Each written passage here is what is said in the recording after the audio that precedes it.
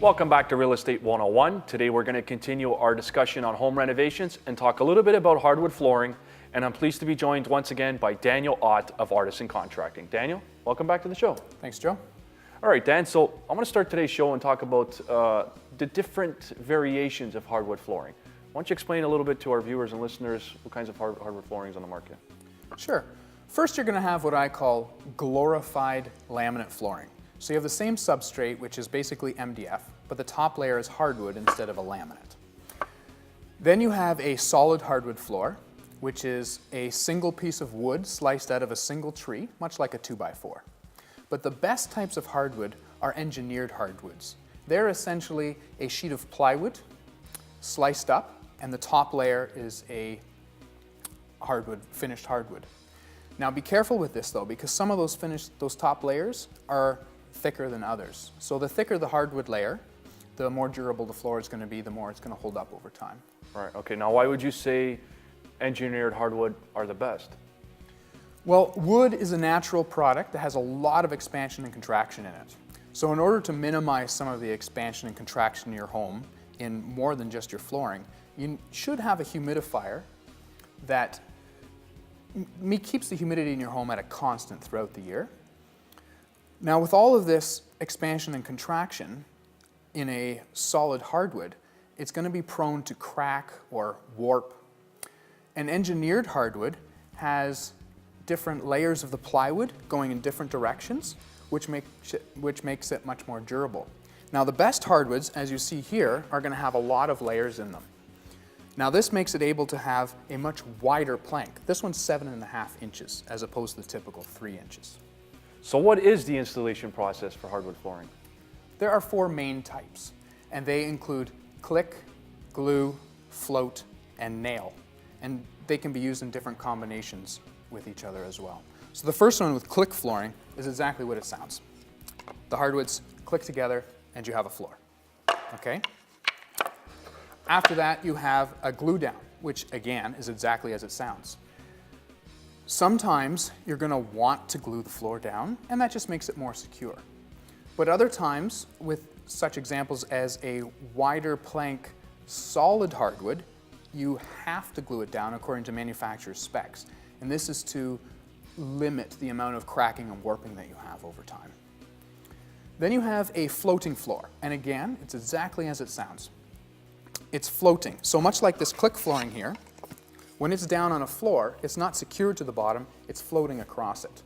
Okay? Now this can be a click flooring, or this can be a regular tongue and groove hardwood that is glued together at the joints as well. It's still floating, and this again stops the warping and the cracking because when it expands and contracts, the whole floor does it together rather than one plank at a time. Right.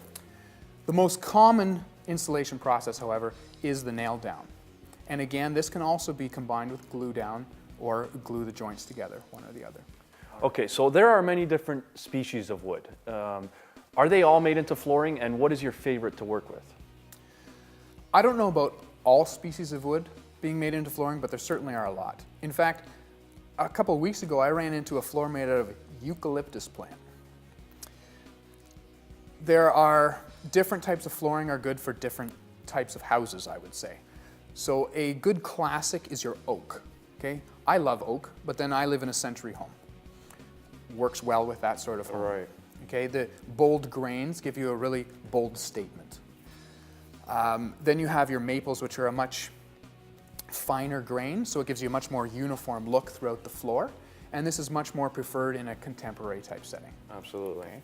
Another favorite among a lot of people is the bamboo. Now you might not use bamboo in a century-old home, but a lot of in-betweens up until contemporary, bamboo fits in a lot of places. But up until a few weeks ago, we stopped supporting bamboo at Artisan Contracting. What changed your mind about bamboo flooring? The answer to that question involves a little bit of background information.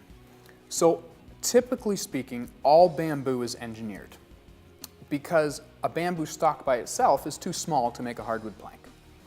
So the first bamboo floors they made were glued stalks together, and either horizontally or vertically, and thus we call them horizontal or vertical bamboo. Now these floors, while you can bend them till the ends touch, they don't snap. They're very soft, so they dent very easily. So then they started to make a new type of bamboo floor called strand woven. So they break the bamboo stalk down into fibers, and then they glue it all back together. Now this makes a really hard floor. So hard, in fact, that your hardwood flooring nailer will jam every once in a while, which makes installation a big pain. Now, while the wood is hard, the finish on it was not so good. So they scratch very easily and every mark shows up. So whether you have the horizontal or vertical or the strand woven, after a few months, the floor that looked great when it started now doesn't look so good. And that starts to be a reflection on us as a contractor, so we stopped using it. A little while ago, I ran into a company that has solved all of these problems, and it's fantastic. So this is a bamboo floor, believe it or not. It doesn't look like bamboo. The top layer is strand woven. And if we look at the side again, we can see that there's 3 distinct layers. The top layer is strand woven, so it's nice and hard. And the middle layer, where the nails go in, is a horizontal bamboo, so it's nice and soft. So the nails go in easily.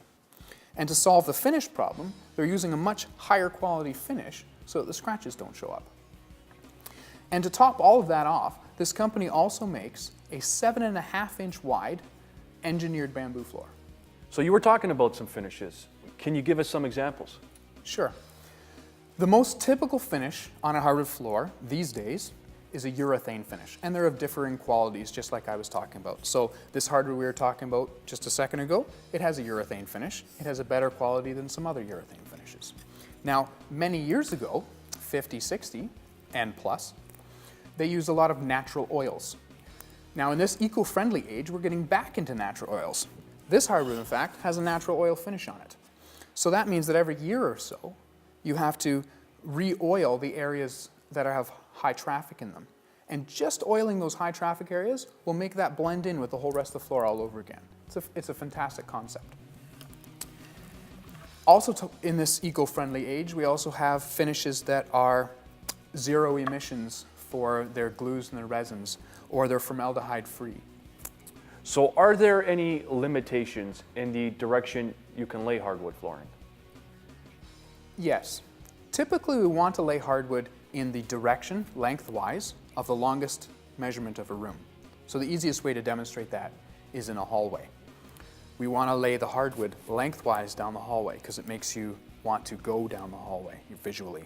So even if we have to change the direction from a bedroom into the hallway, then that's what we want to do. However, this is limited by the thickness of your subfloor. So if you have only a 5/8 of an inch thick subfloor, which is minimum building code, you can only lay the hardwood perpendicular to the joist direction. And this is to stop the wear down and the sagging in the floor eventually over time, which will then create squeaking in your hardwood. So if you have 3/4 of an inch thick subfloor or more, you can lay the hardwood in any direction you want.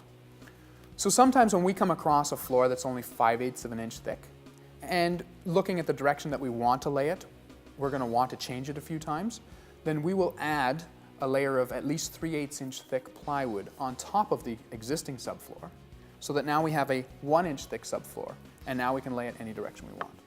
So what do you think about hardwood in a kitchen? I love it. I'm constantly getting clients come to me, and they want to open up their kitchen. They want to take out the interior walls that separate their kitchen from the rest of the house.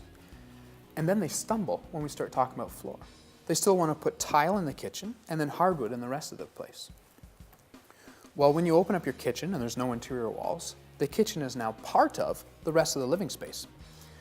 To make that coherence complete, it should be the same flooring throughout. So if you're going to do hardwood in the kitchen as well. Now, clients are always concerned about the water in the kitchen getting on the floor and ruining it. Well, I have had a dishwasher in my own house leaking every day for 3 months before I noticed anything on the hardwood. And with hardwood, as opposed to the laminate, you can take certain pieces out and replace them. Right. So most of my clients are not the type of people, and most people aren't actually, that are going to dump a pail of water and walk away. Yeah, exactly. And then do that every day until something happens to the floor. Mop it up and you don't have to worry. So what about hardwood in a basement? What are your thoughts on that? Hardwood is not always recommended for a basement. It's usually against the manufacturer's specifications. The reason for this is the high moisture and humidity levels that are in typical basements. So if you are going to use hardwood, however, you're going to need to use an engineered hardwood. And to make the conditions ideal for using hardwood in a basement, I would suggest using a subfloor in there first. Okay, so for today's final question, what are some of the things that that people don't think about when they want to replace their floors and put hardwood in? The biggest thing that people don't think about is the baseboard, the trim along the walls.